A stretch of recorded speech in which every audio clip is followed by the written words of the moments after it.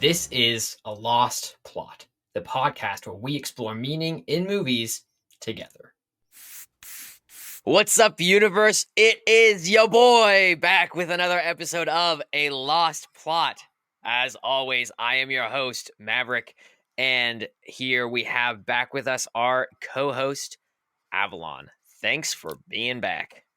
Hello, hola, konnichiwa, and leho again. He's a regular for a reason, and today's reason is Dune Part 2. That's right, the most recent release, ya boys, from the Dune series. Yeah. Anyways, I'm a fan of this series, in case people did not know this. I have read all of Frank Herbert's books. I have not read all of his son and Kevin J. Anderson's books, Brian Herbert and Kevin J. Anderson's. But does not matter because today we're not talking about those books. We're talking about the movie based on the original book by Frank Herbert known as Dune. But this is part 2 of that. We already saw part 1 earlier on. It's the American science fiction space opera written. The screenplay was written by Denis Villeneuve and John Spates. It's directed by Denis Villeneuve. Again, if I'm saying his name wrong, my bad. Starring Timothée Chalamet as Paul Atreides, Zendaya as Shani, Rebecca Ferguson as Lady Jessica, Stellan Skarsgård as Vladimir Harkonnen, Javier Bardem as Stilgar, and the rest. It's got quite the crew, but before we get into the dirty details today, Avalon, please tell us what we need to know. What's going on? Before we get into that, I feel like I have to ask you a question. Is your fandom of Dune more than Lord of the Rings or less than? That's an interesting question. I would probably say Lord of the Rings is higher, just because I have actually read more of Lord of the Rings that just based on pure knowledge of the universe. Because there's the Lord of the Rings books, there's The Hobbit, then there's The Children of Húrin, there's the Book of Lost Tales, Book of Lost Tales 2, The Bay of Belfast. Like, there's all these other ancillary pieces that I've really delved into to try to know the universe, and I'm not even a full knowledgeable person in that one. But I feel more knowledgeable about Dune simply because I've read more of the books than the average person has compared to the people I know who read Lord of the Rings, who are far more into it than I am. So I do like the series. I think the series overall takes a very interesting look at the space science fiction universe. But that's not to say it doesn't have flaws, of course. So I would say if you're reading the books, I probably wouldn't go past book 4 of Frank Herbert's books. If you're a really big fan, you can, but anyways, that's not. This is the movie. We're talking about the movie. So I had to ask, especially after you hyped it. All right. So yeah, this movie follows the events of the first movie, Part 1. Paul and his mother follows Paul and his mother as they flee into Fremen territory and take refuge among them, and join their battle for the deliverance of their home planet Arrakis. As they join the fight, though, as things continue, the prophecies regarding Muad'Dib gain traction and force Paul to consider whether he is their messiah or not. All the while, political forces move for both Harkonnen and the Emperor to solidify the control of the planet and the spice produced there. Yeah. So it's a rough summary. Yeah, that's pretty good. I mean, it's a pretty complicated universe, so there's a lot. It's a very going complicated plot. Yeah, especially because unlike other stories like such as Star Wars, or even to a certain degree like Lord of the Rings, there is, at the end of the day, it can be boiled down to some level of simplicity, especially at least for the originals for Star Wars, where it's the Empire versus the Rebellion, a fight of the small guy versus the big guy who's the clear evil, or the Sauron's evil forces versus everyone else in Middle Earth, right? At the end of the day, you can kind of boil it down pretty simply. This one gets, I would say Dune as a whole is a lot of intrigue, a lot of political maneuvering, and that's even within the houses amongst each other, not just against the Fremen and the Dune universe. So it's known for its politics and for being a rather complex environment. So that makes it a little more complicated. Anyways, Your rating, what do you give it? You looked at the 9 points and you said, this one gets... So when I did the review, my review came to 6.75. And however, I would also like to add something, because I was looking about it and thinking about this movie. My review, my score is just based on this movie on its own. Like, I'm not counting part one, because I'm just thinking the review. My score would probably be a little different and probably be higher if I'm including the first movie.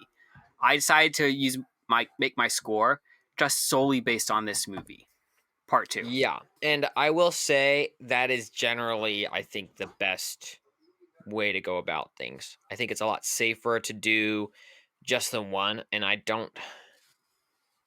Yeah, I would have to think about how they do that. Obviously, you don't usually watch a part two without watching part one. So, anyways, Yeah, no, that's true, and I think most people who watch part two would have already seen the first movie.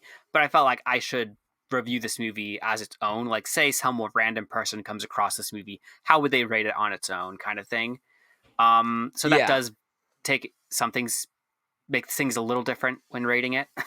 right. But And some of those things that you're looking at for, like what bleeds into between when you mhm, are taking into account other movies, what sections of the review actually take into account previous movies. Really, mhm, only like the first 3 questions, which is like a mhm. point and a half, really take in. Well, actually, I'd argue differently, but we'll get into that. But Sure. Okay, mhm, that's fair. Um, yeah, I based mine purely off of this movie as well, and my rating was a 6.6 out of 9. oh wow, So, you got lower than me. so that being said, it is cinematically an awesome movie. If you Yes. don't know Oh, about the there are some Dune, amazing fight scenes, some amazing visual effects in this movie. Like, just based mhm, on that alone, like, though the movie is worth watching just for those. from just pure cinematography and the aspects of building a masterful universe, it's an awesome movie in that regard. We're not reviewing that kind of stuff on this podcast. This is Hmm. all about the plot line. So Yeah. if you So, want to and get... another thing to say about this movie, which I didn't even notice till I was researching the movie afterwards today. Um, so apparently the director has a huge beef with dialogue in movies and shows and such. And so I didn't think about this, but like there's a lot of visual scenes in this movie because he likes to show things happening rather than telling them. So he's a big proponent of show don't tell, which when Hmm. I think about that, there's a lot of things that when you have that mindset, you get to realize, oh, there's a lot more. Like you get to understand the thinking behind some of the scenes in the movie. That would also explain some other things in the in the movie. Like, just as a side, also some of the characters, I don't think they get their name mentioned like once in the entire Hmm. movie, and then you never hear it again. And so as an audience, me being knowledgeable about the universe, knew what these who these characters were, but if you don't hear like Princess Ireland's name, you don't know Hmm. who she actually is. You just know, oh, she's the princess. That's it.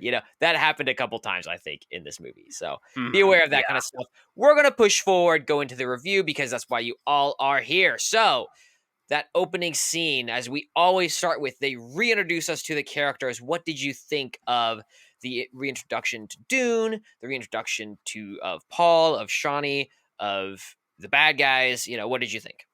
Hmm. Well, it picks up where the first movie left off, where like they're going into the desert. It picks up with them being like it's a tense scene where they're hiding the Fremen and Paul and his mother, and it looks like Harkonnen hunters or like they're hiding from them as the Harkonnens are searching the area.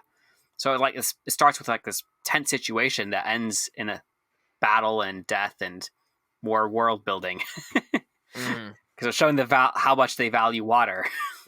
Yeah, that's true. I was curious as a reader of the books if they were how they were going to use that, if it was just going to be a small part, but they really show you their idea of what it looked like to extract the water from the dead bodies. I thought that was Mhm. kind of interesting, kind of cool. Mhm. Yeah, Yeah. so world building. Well, yeah. Also, it just further establishes the value of water on this Mhm. planet. I mean, even when she's like, his mom's gonna throw up, he's like, "Don't, don't." Just the Yeah. whole like mentality is like, don't do that. That's wasteful. Yeah, exactly. Don't throw up because it's rude. Don't throw up because you're wasting the throw up. Yeah. That was anyways, it shows it's true, and that's a show don't tell type of thing as well, right? So Mhm, they started off, I think, pretty well at just reestablishing mhm. where they were, and it does, like you said, pick up right where it left off from the last one. You're literally still carrying the body of, I think it's Jameis, Yeah. or whoever it was that he fought in the duel at the end of the last one. So clear reintegration there. I thought it was pretty good. I mean, it wasn't the most amazing open air I've seen, but I didn't expect Mhm. that. So it got solid points, and the world building was good. Uh, in regards to Paul, especially in this movie, did you think he was a compelling character with flaws or fears that drove him? Yes. And I would say like he like even though like there's this whole talk of fear and like not letting fear control you or something, there's scenes where fear clearly does control him. Where it's like he is fighting fear and like but he's trying to like make the right decision. Like he's seeing the future and he sees how his actions could lead like at all these different possibilities. And he's like trying to prevent all the bad ones from happening. And Hmm. it's like that fear is like keeping him from like taking certain actions and from doing certain things. Like he's just constantly pigeonholing himself. Like I have to do this because if I do this other thing, people will die, or genocide will happen, or the Harkonnens will win. So it's like so like he is very like he's like he's very driven by fear in some regards. Hmm. So Well, yeah, and it's very and also just this whole struggle with like, do I want to be the Messiah? Like the right. Muad'Dib, like that y- whole struggle is Right. very human. So Yeah, like well, especially because he's given this idea that the Bene Gesserit. So for you who are listening, the Bene Gesserit, as you see in the first one, were preparing the way for a Messiah for the Fremen known as the Lisan Al Gaib, which is mm, this Messiah type figure who would come and mm, save them from their oppressors.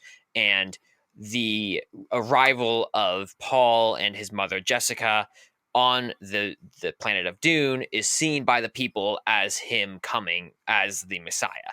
And this movie, while that's introduced in the part one, part two is, I would say, 50%, 60, 70% of the movie is about just that. mm-hmm, About Paul trying to reject this calling, and Lady Jessica and everyone else trying to, in some ways, pull him into this calling that mm-hmm, he needs to be this. And part of this goes back to his prescience, where he has these visions of what's going to occur. And Paul, in some ways, is trying to control the future by not letting the future happen, right? The Anakin visions of Padme situation going on, where he's like, yeah, I can't let this happen, so I'm going to do the opposite type thing, right? yeah. Well, it's like he's doing two things. He's like trying to control the future, but he's also trying to control his own destiny. Where it's like he doesn't Mhm. want to necessarily fall into this role of the Lisan Al Gaib. He wants to like because it's like he's rejecting that several times in the early part of the movie, where it's like I'm not. I'm just want to be a freeman. I want to help these people take their planet back, but he doesn't want to be a messiah. But at the same Mhm. time, it's like he's trying to control the future and not cause uh like he's just trying to prevent genocide. Right. He doesn't want to be the one who causes millions of people to die. And Mm-hmm. as his situation moves on, excuse me, as his situation moves on, he proceeds to see how much worse it's going to get, right? He has visions of Chani dying, or visions of billions of people dying in various different forms across the galaxy in a war in his name. And Mm-hmm. that's terrifying to him. And so I do think that his introduction of this aspect of him trying to uh, be responsible and take on the mantle that was left him by his father, and where he's at, frankly, but at the same time, not allowing these wicked things to occur is an interesting aspect to him. I Mm-hmm. also wanted to note there is this brash brashness about him you see a bit, Yeah. which is not uncommon in heroes or villains to see some Well, level especially of young arrogance. heroes. Yeah. Mhm. But that as a fan, it was true to the books that he does have these moments where he goes and he does something that in some ways seems very emotional, very unencumbered, which is it's interesting. It's more so interesting, especially in comparison to other groups. I'm going to do a little nerd thing right here just to show the comparison. But there's this group in the books called the Guildsmen that you don't really get to hear or see in the movies, and they generally are in charge of navigation. They have they have more to deal with spice and traveling through space and stuff like that, right? That's mainly their forte. I'm not going to talk a lot about them, but the point is they have some level of foreknowledge and prescience as well, because they are so involved with the spice. However, they, seeing these paths forward of what could be, always choose the safe route, and that's what they're known for, is that they do the safe and secure thing to do. And what's notable about Paul is you have this contrast where Paul is this person who has this prescience about what could happen in the future, the different possible outcomes, and he consistently chooses ones that are risky. And so that's that I think provides more contrast in the books. I think it's kind of interesting as part of his personality. And sometimes that causes him to take unnecessary risks. And we'll get to that later, but I just thought that's worth noting. Anyways, yeah, I think he's very interesting as a character. I think that his development in this movie was really good. I enjoyed it. So did you think the same about the side characters, or what'd you think? Yeah, no, I mean that's the other good thing about these movies, particular. Like this is one of those series where since it's a very political conflict, you have to develop the side characters, like give them their own motivations, because otherwise it doesn't make sense. So it's like, and it does make sense because these characters have their own motivations, their own drives, their own dreams, their own motives. It's just like every side character like has a reason to be there, more or less. Like you kind of see why they're there, what drives them, what they're doing. Everyone from Stilgar to Chani to Feyd Rautha, the Princess Iruline, like everyone has their own reasons, like the goals they're pursuing, and it all comes to a head at the end. Like it all kind of like comes together, and you see this conflict take place and how Paul resolves it. Yeah, I'd agree, and it adds to, this is just part of that universe, right? There's a lot of complex motives between different people. How Iruline and Shaddam IV are trying to discuss how they can maintain the throne within the Carino house, right? Whereas the Atreides are clearly at this point trying to make a play for the throne. At the same time, you have the Harkonnens, who are allied with the House Carino and the Emperor. They're also in some ways trying to make a play for the throne here. And this doesn't even go into the other houses and how they would have motives here as well.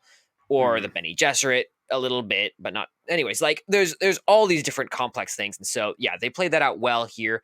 At the very least, you have people like Gurney Halleck, who he's clearly motivated by revenge, and he's so motivated by that he's pushing to a certain degree a ideology that he doesn't fully believe, but he wants because he sees it's going to help him achieve his ends of destroying the Harkonnens. Right. Yeah. So, and then you have Lady Jessica with her stuff, which I think is interesting because Lady Jessica, they've set up well for the future stories with her.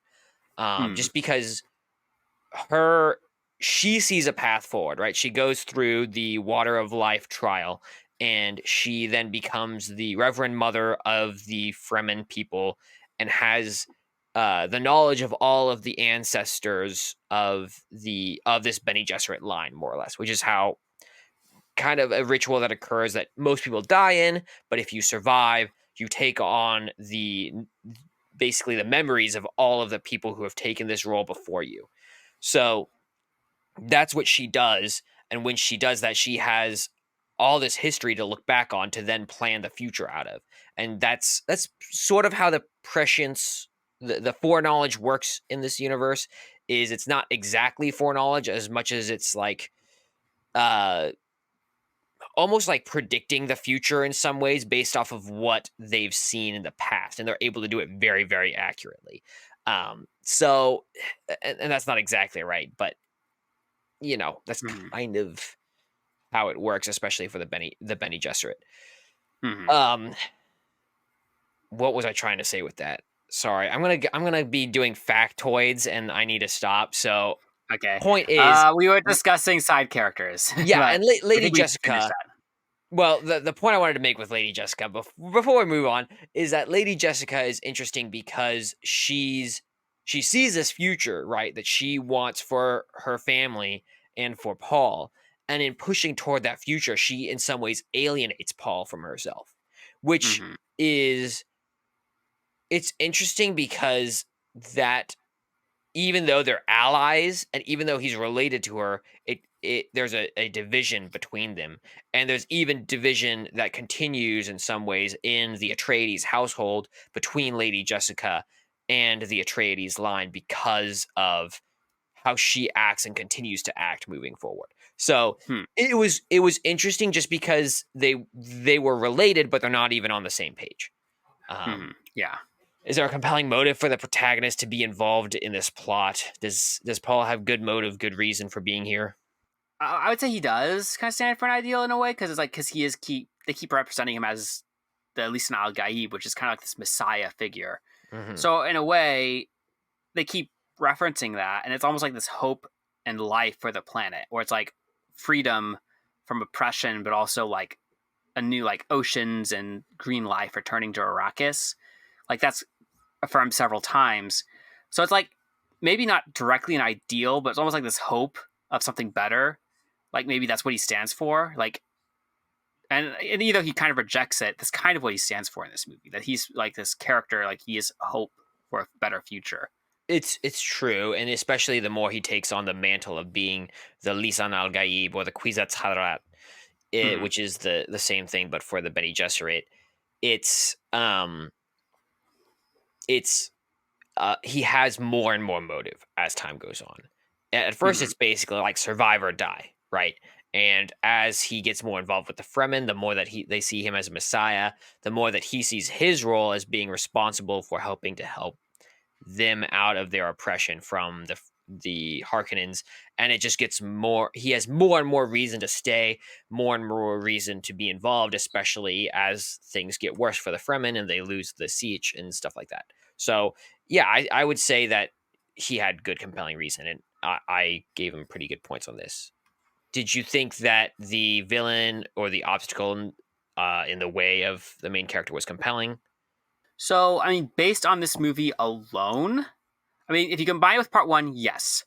If you just take this movie on its own, it's kind of hard to say yes, only because the villains barely catch a break. Like Harkonnens, it's like they keep losing to Paul and the Fremen. Like they maybe win once when they destroy the village, like the whole town. Like uh, Mm-hmm. when Feyd Rautha orders the bombing of the town, and that whole like there's all the death, and then they come in and they like I guess loot the place and like Right. look for survivors.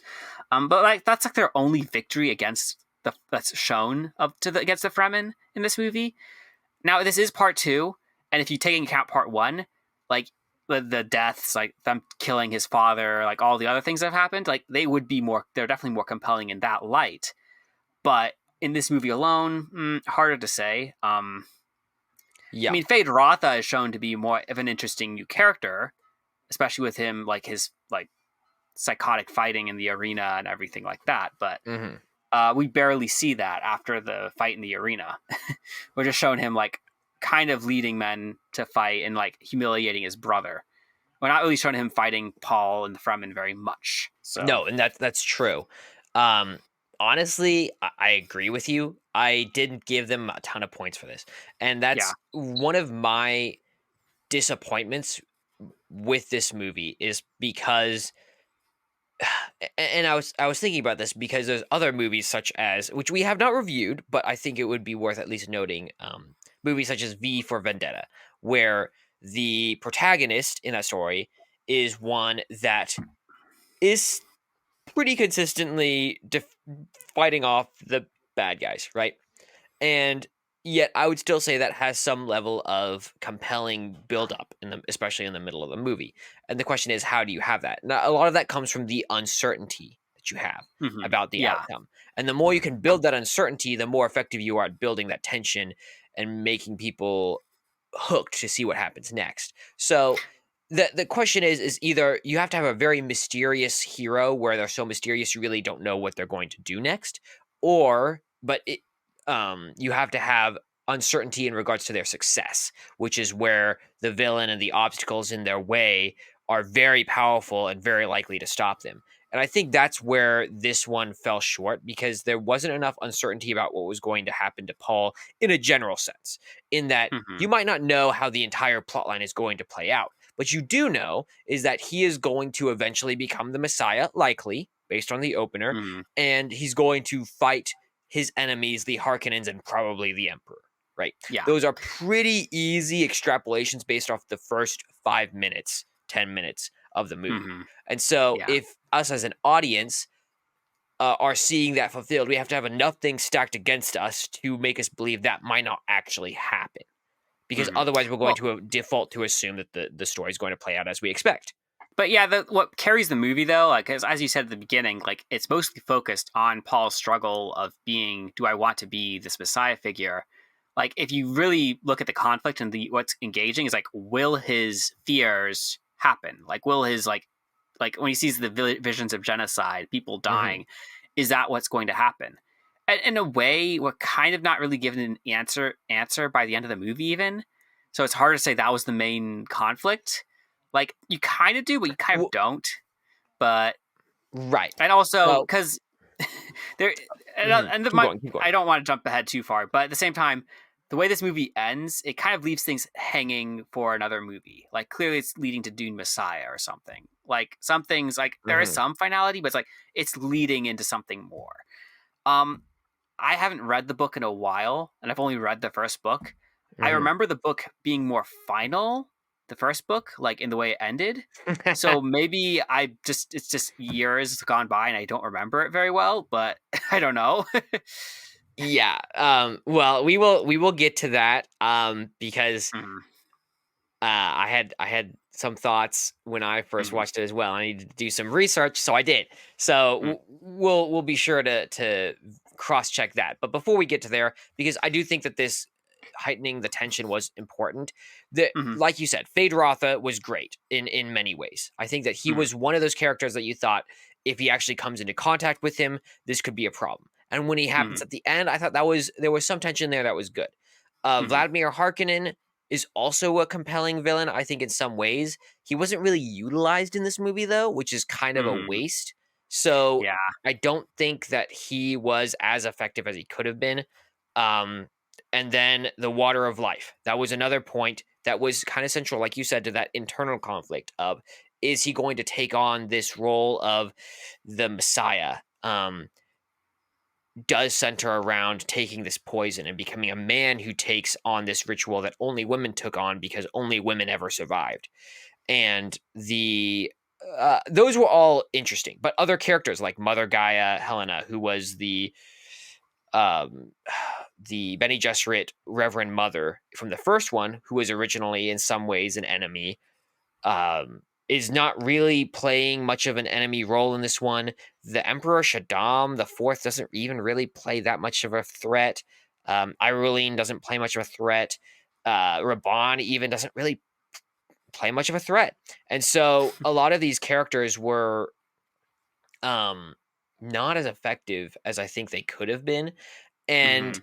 here's here's a point I do want to bring up from the story. Actually, I'll bring it up in the next question, which is about the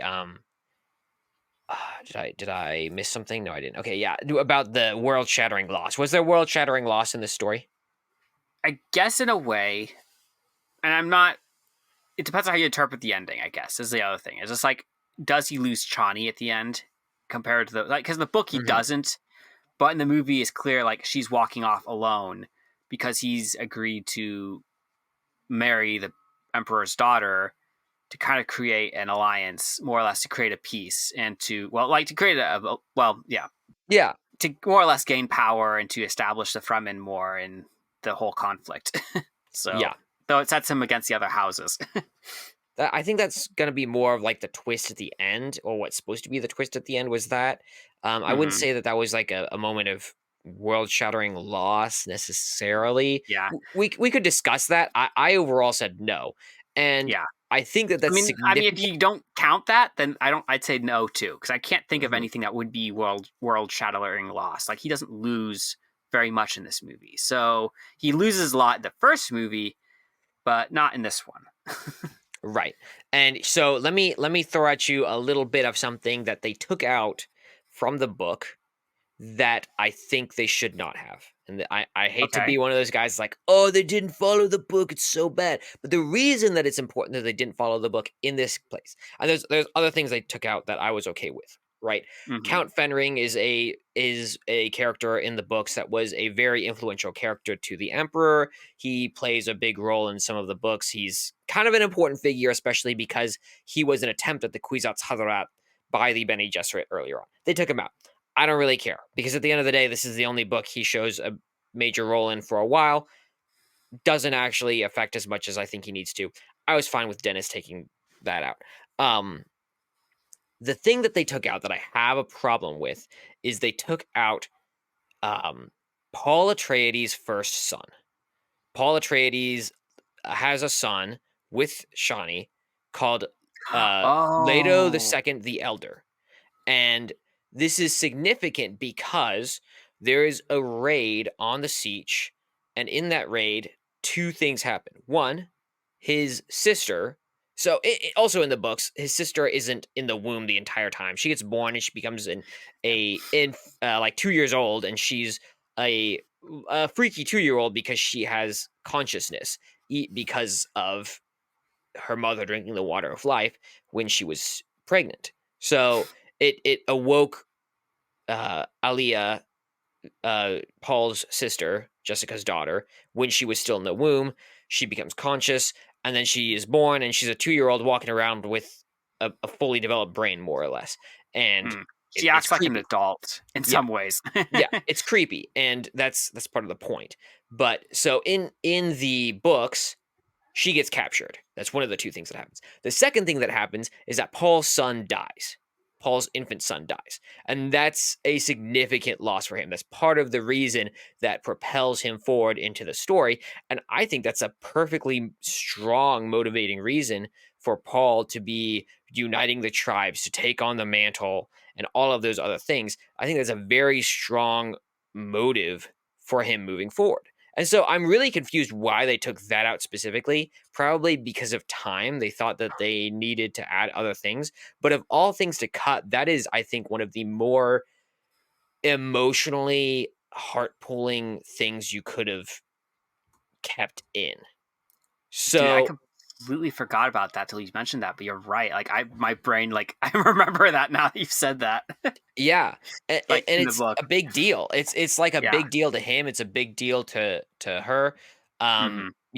So I think in regards to world shattering loss, he didn't have one in the movie, but he should have because it was right there in the books waiting for you. Hmm. So that's a big L on the director and writer's parts. Do better. Yeah. Yeah. Anyways, that's all I have to say on that specifically. Hmm. Revelations. Did you think that there was a revelation in this movie that changed everything? Technically, yes, but it's not clear in this movie how it affects things, I guess. So, Uh-huh. Go ahead. I mean, I'm I'm thinking the talking same about thing. like the reveal that Paul and his mother are actually related to the Harkonnens is supposed to be a big deal. I feel like in relation to the plot and storyline, it had very little impact in this movie. Like it Mhm. had only a minimal impact. It does change things in regards to their relationship, but does it have world-shattering impacts? I don't know. It doesn't. I mean, at this point, it's hard to say. Like you indicated that it might have bigger impacts in future stories. So maybe in a future movie, if they get that far, it'll have bigger impacts. But for now, it doesn't mean much of anything. Yeah. No, So and it's that's like finding out this person's your long lost cousin. Oh, cool! Like that's literally what it yeah, is. fun fact. Like it just like that's what it comes across as. Yeah. That is true. Yeah, and for Paul Atreides, it really doesn't play a strong role. Like you Mhm. indicated, or like I said earlier to you before we started this podcast, that does have a significant effect later on in the series. And so if they choose to make these books continue into Mhm. movies, that's great to set that seed now for um setting up what's going to happen. But Mhm. by itself in this movie, it doesn't mean anything other than, like you said, a fun fact. And I think that's one of the problems with some revelations, is just because more information doesn't mean or a plot twist in and of itself doesn't mean anything. A plot twist Mhm. is only good if it actually affects the plot. And in Yeah, this it has case, to have actual meaning to it that affects the here and now. Like it has to, like the audience has to hear it, to see it, and understand. Okay, this changes things. Like this changes the values of what's going on. This changes like the direction the story is going, or something like that. Like it has to have clear implications in the moment of the story. Like it could be like the bend in the road or the crossroads that we have to make a decision now, or it makes right. us realign our like, oh, do we actually root for this person anymore right now or not? It's just one of those things. That's what a plot twist should do, but it's not just information. It's not just fun facts and trivia. Right. Right. Like for example, in Pirates of the Caribbean, you have Elizabeth Swann being stolen by the pirates, and they say, "Oh, we're going to take you whatever," and they spill her blood on the gold, and then nothing happens. And then you get the revelation that they are looking for the bloodline of the Turners, because Mm-hmm. one of the few in their crew who needs to have their blood spilled is the one that they actually got rid of, which was Bootstrap Bill, who was Yeah. William Turner the elder. And so that revelation changes a lot, not just because it's, oh, fun fact, Will Turner is related to this pirate dude. It's, oh, Will Turner's dad was the key to breaking this curse, and now Will Turner becomes a critical part of this storyline. And in some ways they Mm-hmm. foreshadow that and other things, so it's not Yeah. like, but Well, no, it it doesn't still come out is. of nowhere, but yeah. Right. It's still an important revelation that changes a lot about how the story progresses. This is not that kind of revelation, Mm-hmm. and that's why they didn't get that much from me on that point. Knockout surprise ending. I know you were just mentioning that before. The idea of Janie or Cheney. Chani. Yeah. Yeah. So, I mean, they do hint at it in the movie that, and if you've read the book, you see it coming. You already know that Mhm. he's going to make this political marriage to the emperor's daughter. But to someone who hasn't read the book, I could see it being a surprise. So it's like, oh, it almost comes out of, like, it could come out of nowhere and be a surprise. Like, oh, like he suggests it, and it makes logical sense even in the scene. You see how it makes sense, but it's also like a betrayal, an emotional way. You see, because it's almost like he's betraying Chani, but he also keeps saying he loves her.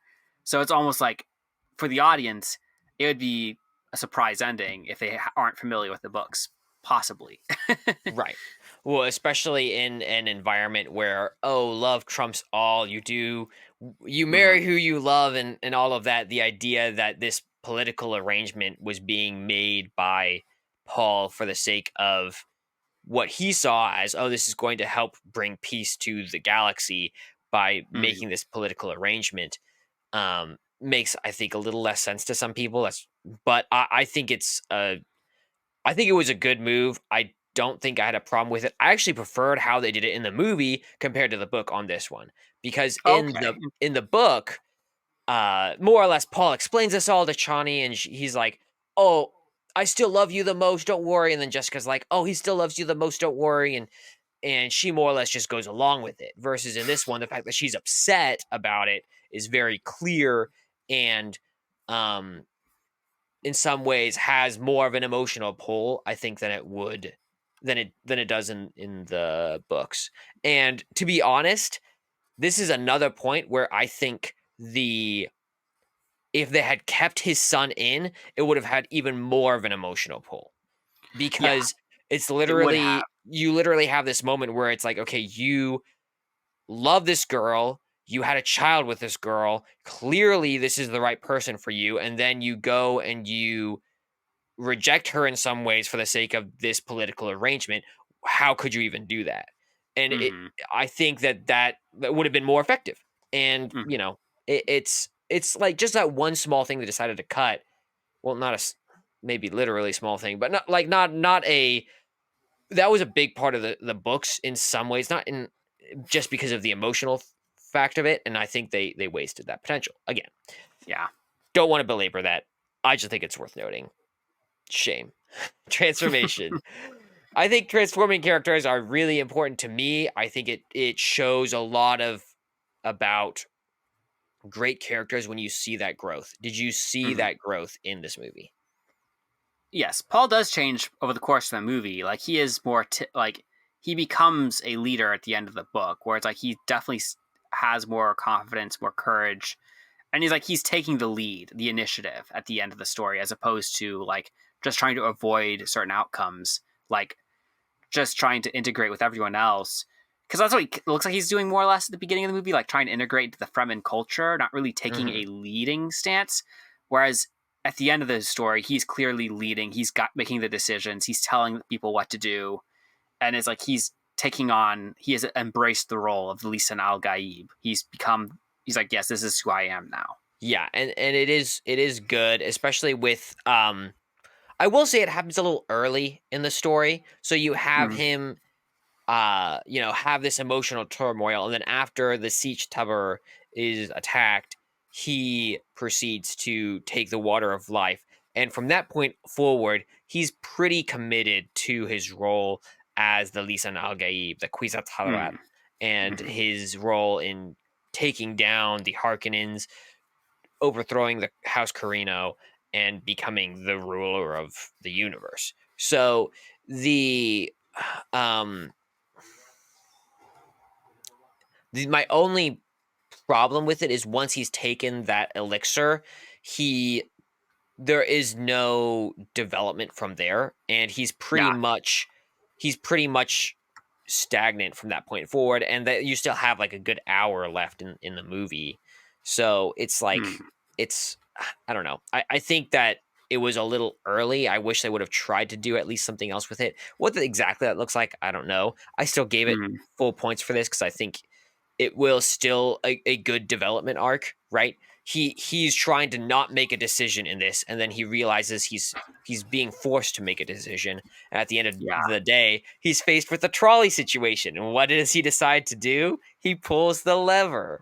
So there you go, people. If you want to deal with your psychology class or your ethics class, Paul suggests a solution. Yeah. Anyways, does this movie have a theme or a message that it's conveying? Well, I mean, I guess you could say out of the ashes, hope rises. I mean, something like that. That'd be a pretty accurate theme for this movie, just because like of how low he's brought, and out of that hope, like he's brought to like his whole family, and the Atreides family line is like almost destroyed, obliterated. He's sent into the desert. He's like disappeared, and it's like out of the ashes he comes back as the Messiah with an army, and he takes back like the whole, like he takes on the Emperor and practically wins in some regards, though he has to settle with the great houses still. But he's gained a place among the higher echelons of power in the universe. Right. I did think that there was something along those lines, something about the idea of the calling in your life or destiny, and being active in that was what was coming to mind for me. So I would say there are some themes. I think you can argue that it's messy, so it's not clear. I'd be willing to grant that. But overall, there's definitely, especially in the movie version, because the book is long and winding.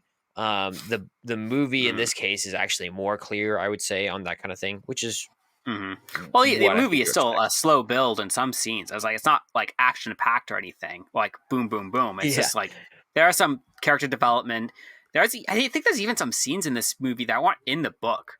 Like, because I think they did more to show like Paul's development among the Fremen, and even his relationship with Chani that weren't in the book.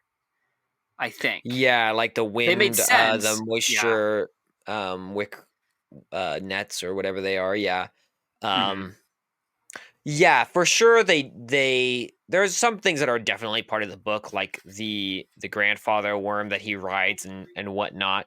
But yeah, as a general rule, and I didn't have like creative license issues with any of that. I don't.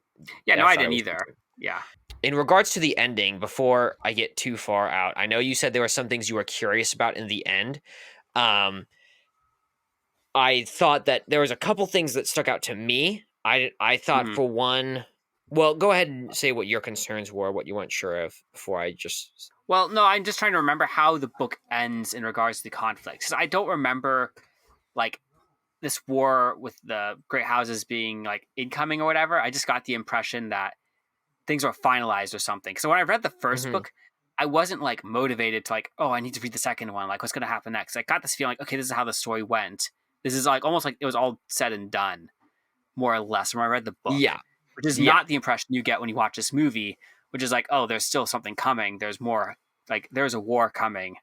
Like, there's battle. Like, it's mhm. like it gives you that impression that there's more to come. Yeah. So Like, there's that going to is be a true. part three. Yes. So that was a thing I was curious about too, because when I recalled reading this, I had the same thing. And having read the second book, you do not see a holy war go on in book two. So Dune Messiah doesn't have that, right? Where is this coming from? And what are they going to do in the next movie? Right. Because clearly there's going to be a part three. Probably going to be part of the, well, it's going to be the next book because unless you just decide to go in your own complete direction, which hopefully they don't do that. But there's the Dune Messiah, which is the next story, is very different um from having a holy war. And so I at first was because yeah, I thought the same thing. Reread the end just to be sure what happens. What happens is that message is sent up to the other great houses who have arrived above Dune, and they say, "Don't land, otherwise we're going to blow up all spice on this planet," which is significant because that's how they travel, and the only way to harvest it is through this planet, Dune. So don't go anywhere, like don't do anything, otherwise you guys won't be able to travel in the near future. And that is all you hear. You don't hear anything else. You don't hear that they say yes. You don't hear that they say no. That's just what happens. And so, my understanding when I read the books, which I haven't read the first book in a while, I've read most of the other ones fairly recently within the past 2 or 3 years, right? So, the first one had been a while. I had to refresh on that. Dune Messiah, based on my quick research before I started this, is the understanding is that that jihad war does occur, but it Hmm. occurs between book one and book two. Interesting. Huh. Yes. So the jihad, the holy war, does occur, but it doesn't occur in our understanding of the storyline. Like it doesn't happen in a way that we see it. So because the whole thing just follows I mean, the next book is very political as well, and about assassination attempts and whatnot. So it's spoiler alert, but it's very interesting because the way that they end it, it looks like what we're going to see next in the next movie is this grand epic space war that's about to go on across the galaxies, and that's just not really what the books are about. So maybe we'll see a montage of that occurring. Maybe we won't. Um, Personally, and this is like a little bit of a spoiler, but I don't think that prophecy that okay, this is yeah, I don't think that prophecy that Paul has about all those people dying is about all those people starving and whatnot is about the holy war. Hmm. But Okay. I could be wrong on my interpretation of that, and you should read the books if you want to find out what I do think it is, and you will then know. But yeah, that's all I wanted to say on that. Hmm. Um Yeah, and the other thing about the ending, which I wanted to point out, is that Feyd Rautha, the battle with Feyd Rautha was totally unnecessary, but totally part of Paul's character. Mm-hmm. And that's a point that they make in the It book. is in the book, though. It is in the book. Oh, And okay. that's the point that the book makes, is that everyone is wondering why he does this fight. But part of that is the brashness of Paul and how he takes these unnecessary risks because he perceives it as a risk worth taking. And the question is there something he saw in his vision that saw this battle must occur, or is this simply something he did because he decided to take that risk? We don't know. And that's part of the point, is that Paul is this man who's willing to take these risks that other people are not willing to take. That he gets emotional about things and takes action in some ways, whereas other people who have this foresight carefully plan and scheme and try to be very cool and collected about it. So the way that he uses his foreknowledge is very different compared to other people. And I thought I think it's a great addition. I enjoyed it. And it was one of the better scenes in the movie for sure. Yeah, I could see that. No, I enjoyed the fight scene. It's very well. I mean, all the fight scenes in this movie are very well planned out, and some of them are very entertaining and like kind of cool to watch, especially the sword play and some scenes. Right. And I get what you're saying. Actually, a funny thought just occurred to me. Like maybe he like thought to prevent Feyd Rautha's like child like any children from being born or something, but which would be kind of fun. But I mean, it is true that Feyd Rautha is one of the potential candidates to create the Kwisatz Haderach for the Bene Gesserit. So, yeah, his bloodline and Paul's bloodline were both significant for the Bene Gesserit's purposes, and in that way, if Paul saw that, it could be a reason why he killed him. mm-hmm. Yeah. Anyways, were you satisfied? Do you want to see the next one? I was definitely very satisfied with this movie. Clearly they're leading up for another one, and I'm gonna guess based on what you just said about the Holy War and stuff, maybe that scene was just put in to get fans excited or people non-fans excited for a third movie. It's like, oh, there's something cool coming after this movie. After all, I mean, like, Yeah. I don't know. Well, just to get excitement up. So, I mean, just for the Zendaya fans out there, she has a bigger role in this movie. Like, she doesn't have just 10 minutes of screen time like in the first one. So you get to see more of your favorite actress, I guess. When we walked out of the theaters, there was a couple other people who walked out and they said, man, there wasn't enough fight scenes in that one. And so, the ending, they go, oh no, there might be more fight scenes. And then they'll pull the curtain. Turns out there's no fight scenes in part 3. That'd be hilarious. I don't know. It might be. I'm sorry, you guys who were looking forward to the fighting. There's some good fight scenes if you haven't watched it, but I wouldn't say that they made excessively long fight scenes in this compared to some other movies who are known for having long fight scenes. Gladiator or Star Wars Episode 2, 3, 1. Like those, you're not going to have something like that. A lot of those scenes were more concise and to the point. The Sardaukar do next to nothing in this movie, so what can I say? But yeah, that's it. That is the pod. We hope you all enjoyed. We sure did. And as always, we look forward to seeing you back with us next week. Same time next week. That's right. We're out.